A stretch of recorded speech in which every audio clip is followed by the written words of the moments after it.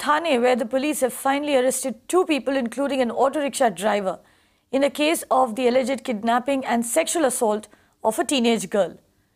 This, of course, is the second incident this month of molestation in an auto rickshaw in the district. Yet another shocking case of molestation has come up in the Thane region in Dombivili, where I'm standing right now, under the jurisdiction of the Manpara police, where a 17-year-old minor girl was allegedly molested in a moving auto rickshaw on 12th of June while she was returning from her tuition classes at around 6 p.m. in the evening, and a co-passenger who was sitting with her in the auto rickshaw was the one who molested her, and also the auto rickshaw driver who allegedly was helping out the co-passenger in the kidnapping of this girl and then molesting her has also been arrested by the police, both the auto rickshaw driver as well as the co-passenger in this whole case. Why this case is of significance as well as importance is because this is the second such case in the city of Thane and the district of Thane where a girl or a woman has been molested by the rickshaw driver or a co-passenger, like it happened in the Thane city in the first week of June at around 7th June, when a 23-year-old working woman, while returning from her work, was actually molested by a co-passenger, and she had to jump out and thrown out of the auto to save her life. And in this situation as well, the minor girl had to jump out of the auto to save her life, which again raises questions of the safety of women in public transport in the city of Mumbai and Thane. This is Richa Sharma from Mirror Now, Mumbai. उस दिन मैं computer class से छूटकर जब अपने घर पर आ रही थी तो उधर मैं जब ग्राउंड में मैं पहुंची, तो ग्राउंड रहता है उधर, मैं ग्राउंड में जब पहुंची तो रिक्शा वाला मेरे साइड में रिक्शा लगाया, फिर मैं हाथ खींचा, उसके बाद मेरा मुंह बंद कर दिया, फिर दोनों हाथ पकड़ा था, उसके बाद वो रिक्शा चालू किया, रिक्शा चालू करने के बाद टाटा पावर के इधर रुकाया, फिर रुकाने के बाद उधर मेरे भाई उधर खड़े थे, फिर वो मेरे भाई हम लोग को देखने के बाद उसके बाद आवाज़ देने के बाद फिर वो पकड़े, उसको पकड़ने के बाद फिर मेरे पापा को कॉल करें.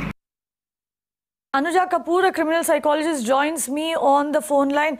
Anuja, public spaces, public transport no longer safe for women. Yeah, it is there now. This is the another problem which we see most of the time. You know why this happens? It is for the fun sake of it, the pleasure which they find, and the question they put it to the government and the police and the administration, that how good they are and how failure the government and the laws are. This is what is happening, you know, because if they're doing it in the public, in the broad daylight, it gives them a pleasure of understanding that they are the ones who's dominating the whole system. So right. This is why, so this is what is happening. So in their minds, it's going on that they're dominating the whole system. Secondly, they want to get a limelight out of it. And it is for the limelight with which they are trying to get their connection with the victim. And the victim they are trying to get a connect is, like, when we will be talking about it on the media, they get the popularity. So they are trying to bring a fame to themselves, which they couldn't have done maybe with a normal job, or maybe with the normal studies. But Anuja, tell me this. We all know that our public transport systems are woefully inefficient, especially in cities, satellite cities like Thane, like Gurugram, cities that have just grown outside of bigger cities, which may not have the necessary budgets to have a public transport system like, say, a Delhi or a Bombay for that matter. Especially in places like this, and like you rightfully pointed out, where they're trying to do it for name and fame. How do you ensure that miscreants like this don't get away with an action like this? We have to come into situational crimes. These are situational crimes. These are the crimes which are bracketed in situational crimes. So where the probability of situation and the opportunity comes up. that's where the crime happens. And secondly, you cannot get away with the fact that the society is at the larger pinpoint. You and me are sitting right next to them. If we're not going to talk about it, if we're not going to say anything about it, why not?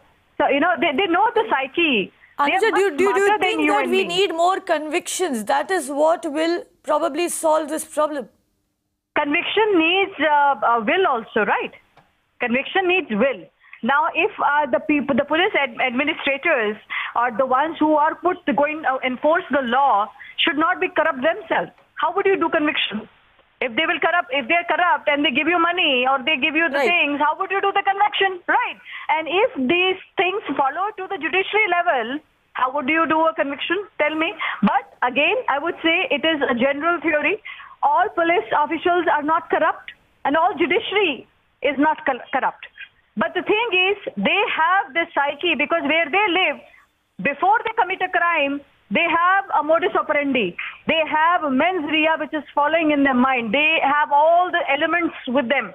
They only give an execution to the mens rea which happens only when they have all the things which are ticked inside and they know that they can get away with what they are. Thank you for joining us.